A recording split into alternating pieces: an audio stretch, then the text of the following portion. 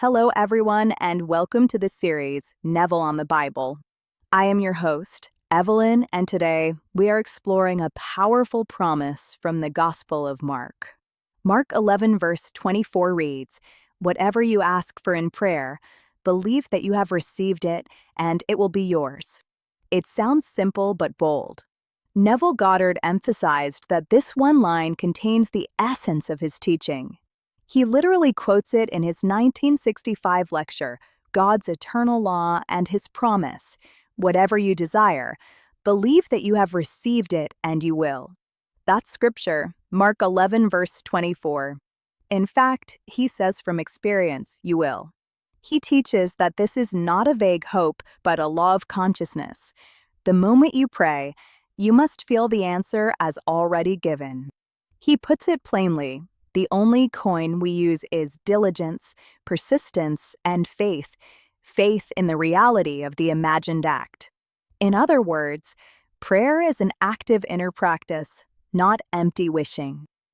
Neville quotes Jesus' words to underline faith in his 1951 radio lecture, Answered Prayer. When ye pray, believe that ye receive, and ye shall receive. He stresses that belief is the very condition of an answered prayer. Prayer isn't just asking, it's assuming your desire is already fulfilled. As Neville explains, prayer is the elevation of the mind to that which we seek. In practice, this means vividly imagining and feeling the answer now, not later. He also says in his 1968 lecture, Live in the Answer, let no one divert you. You then go about your Father's business as if it's done. Prayer, as Neville taught, is not forcing by will or repeating words, but surrendering to feeling. Neville stated in his 1951 radio lecture, Answered Prayer, if prayer brings no response, the fault lies generally in too much effort. So one must stop pushing and simply live in the joyful reality of the wish fulfilled. All this relies on the creative power of your imagination. Neville reminds us that divine power is in you. He taught in his 1965 lecture, God's Eternal Law and His Promise. The power of God is in you, your own wonderful human imagination. Everything you see is shaped by your inner states. As the poet William Blake said, and Neville loved to quote, all that you behold, though it appears without, is within in your imagination. In other words, the world outside is simply the reflection of your inner consciousness. To change your life, you must change your state of consciousness. As Neville mentions in the same lecture, God's Eternal Law and His Promise, the price of change is to give up what you are and imagine yourself to be what you want to be, believing in that unseen act. He even quotes 2 Corinthians, Come, test me and see. Do you not know that Jesus Christ is in you? Implying, test this law yourself. When you live in the assumed state, when you get into a state, it will seem to be the only reality. He warns, don't see your old problems as more real than the new state. Stay in the end scenario until it feels fully real. One of Neville's favorite illustrations is from his 1951 radio lecture, Answered Prayer.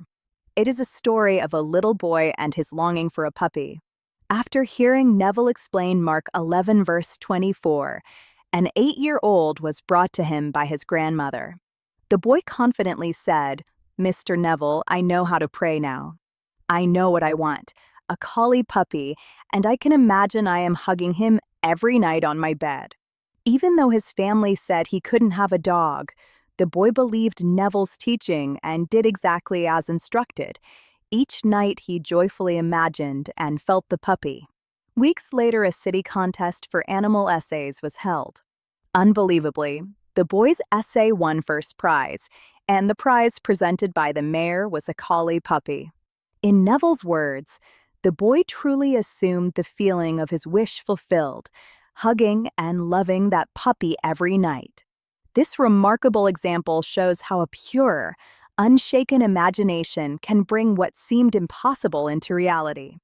In his book, The Law and the Promise, Neville recounts Dr. M and his wife, who desperately wanted a new apartment building. For 15 years, they dreamed of their stately habitation, but had no money. Neville explains that they imagined it as already done, even living in the finished rooms with congratulating friends, and thereby manifested it. As Neville quotes Dr. M, for many years a doctor and his wife dreamed about their stately habitation, but not until they imaginatively lived in it did they manifest it. They continued this nightly practice of visualizing the completed, occupied building. Miraculously, a contractor suddenly appeared with plans and financing so they could build without spending a penny of their own funds. In the end, Dr. M exults, "Our dream of 15 years was realized, and we did not put one penny of our own money into it." This true story from Neville's book shows the Mark 11 verse 24 principle: believe the wish fulfilled, and events align to make it so. Neville shared many other cases to reinforce the lesson. For example, in his book, The Power of Awareness, he quotes an example of a couple imagined moving to warm Florida despite a denied transfer, and soon the orders changed, sending them exactly where they had envisioned.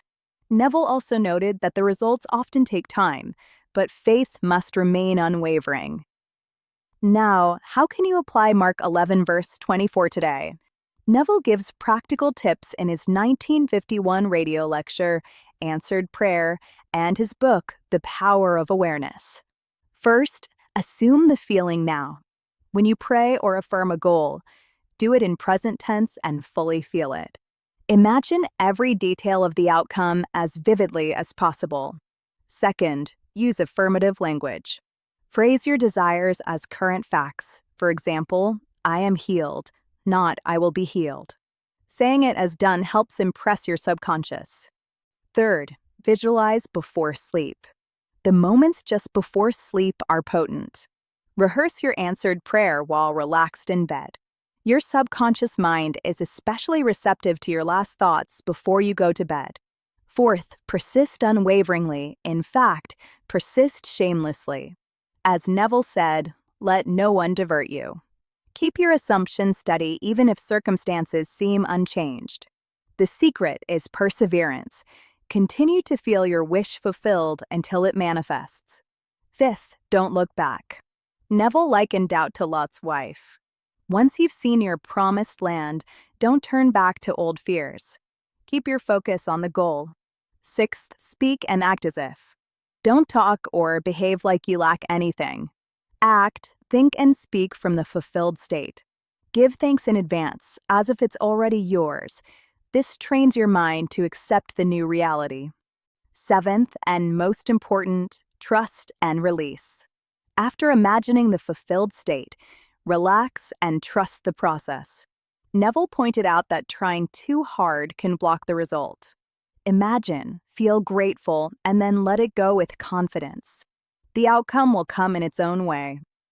To sum up, Mark 11 verse 24 invites us to pray by believing, by entering the state as if our wish is already granted.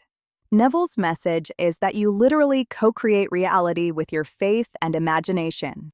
As he reminds us in his 1951 radio lecture, Answered Prayer, all that we desire is already present within us. Our prayers are answered if we assume the feeling of the wish fulfilled. Keep doing the inner work. Speak your desire. Live in that feeling, and over time your world will rearrange to make it true. He also stresses persistence. Keep living in the end until it becomes your outer life. In practice, have unwavering confidence and gratitude for your answered prayer. Then watch how the bridge of incidents aligns in your favor. Thank you for watching our deep dive into Neville's teaching on Mark 11 verse 24. If you found this inspiring, please like and subscribe for more. Hit the bell icon so you won't miss future episodes. Share this video with anyone who might benefit. I'd love to hear your thoughts or success stories in the comments. Let me know how you're applying this teaching in your life. I'm Evelyn, wishing you faith, fulfillment, and many answered prayers. See you next time. Have a great day.